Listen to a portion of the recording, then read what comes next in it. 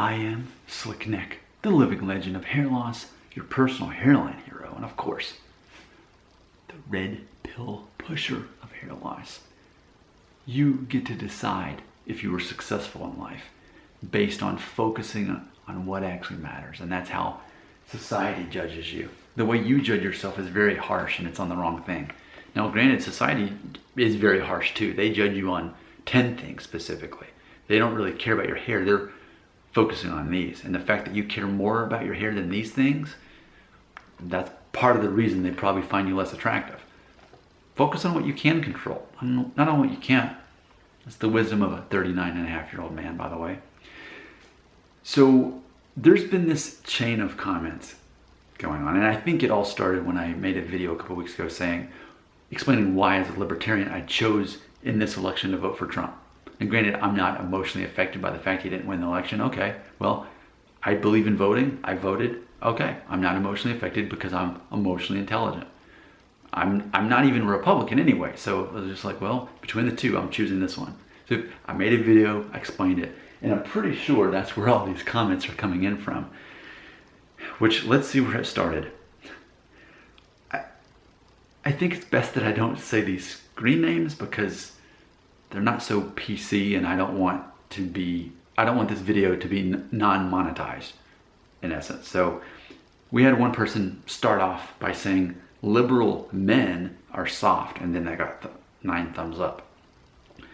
To which I said, I agree 100%, and then that got 3 thumbs up. To which a female jumped in and said, I'm a liberal lady. To which I said, liberal lady doesn't have a negative connotation to it, but being a liberal man equates with a lack of masculinity. 1 thumbs up. So then another person jumped in, which I believe that they are a male, said this: what's wrong with not being as masculine? I'm generally asking. So then another female jumped in and said, exactly, embracing feminine qualities such as sensitivity makes a guy a better man. Thumbs up, which I agree. And then I had said, do what works for you. One masculine trait I highly value is being decisive. To which the person that I think is a man or male said, so it's feminine to be indecisive? To which I said, yes, like Andy Bernard on The Office. That's why he's such a funny character. And then the one person I think that is a male, based on the name of the picture, says, but that's a character. I'm totally fine with some feminine stereotypes, but being indecisive, really? I do think it's fun to watch shows with characters like that, but I don't think the show was trying to portray that. I think that they were more so having that as a trait rather than something feminine about them. To which I said, I will make a new video dedicated to this topic.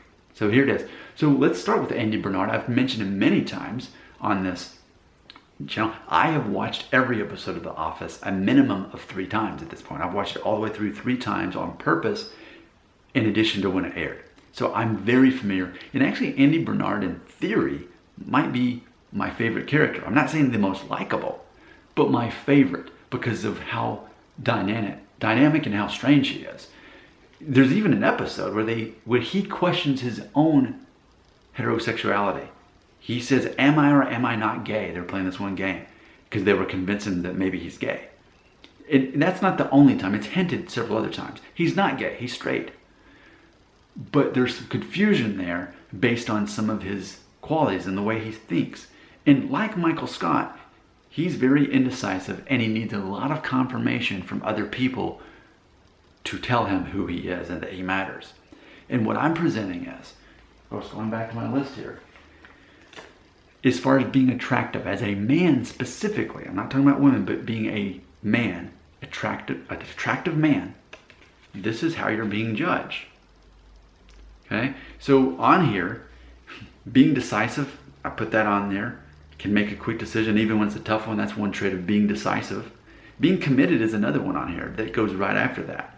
Being a leader, being a good communicator, being confident, finding an identity in their own skill set. Now, granted, Andy Bernard did do that. He was very musical, but it didn't actually help him in his job. What's interesting, and spoiler alert, if you haven't watched the final episode of The Office, then stop watching this video because spoiler alert now.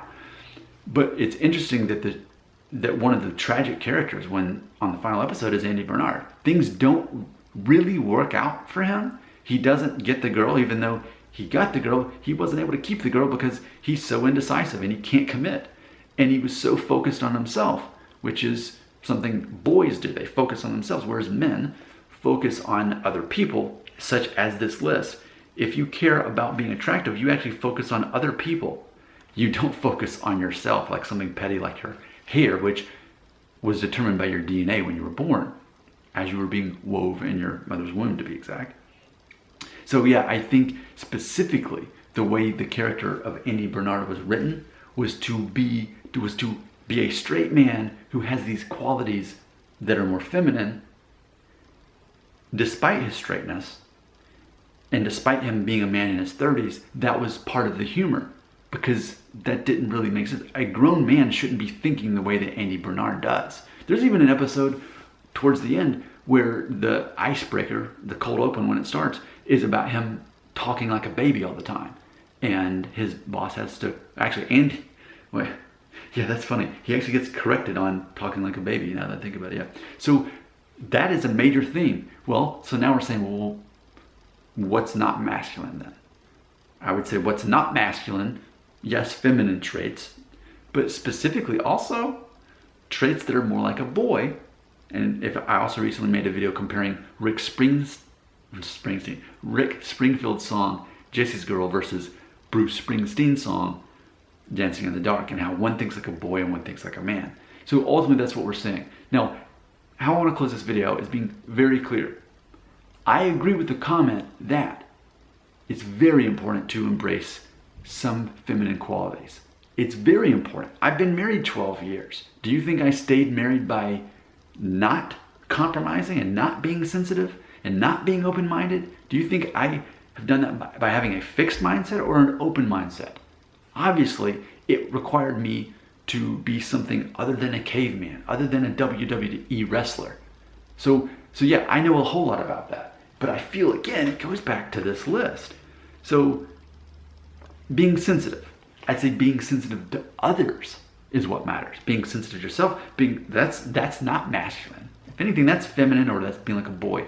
When you're focused on yourself by getting offended, having your feelings hurt, feeling disrespected, not forgiving someone in general, that's not the way a man should think. When a man is in control of his own emotions and doesn't worry about what people say or think about him and does not become emotionally affected by that, by being offended, etc., then he becomes more attractive.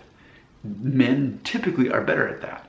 The women who are good at that become even stronger, and I endorse that. So I feel, if we're talking about being sensitive, be sensitive to others, not yourself. That's what we're talking about here. And again, the list. I've been talking about this list for years. It's been around for what, 4 years now that I've been talking about this list. I mean, look at number 2. Respects women and helps his fellow man. Loves others as himself. So yeah, absolutely. You want to know what masculinity looks like? It looks like this list. So what we can understand as far as being an attractive male, there are certain traits that definitely people value you more for, those on that list.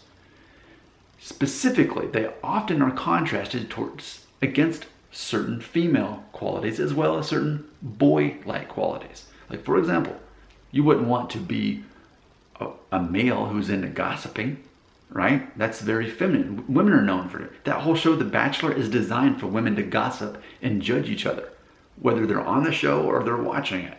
It's a very gossipy thing. And I laugh because as I'm at the gym, there's always the sports shows on, and it's like, man, they're gossiping. Like, here's all these straight men big into athletic things and games and all that stuff, sports, football, hockey, and it's like they're gossiping. Like, well, what do you think's gonna happen about his ankle for the game? And like, so it's funny for me, I mock that. To me, that's not even masculine. And of course, I get it. It's only to make money from the ads. They have to constantly have something to say about sports. And my channel here is no different. You all know I make $500 a month off of AdSense, the company that pays me for the ads. I mean, all YouTubers do. It's just I'm one of the most honest YouTubers that I openly talking about it.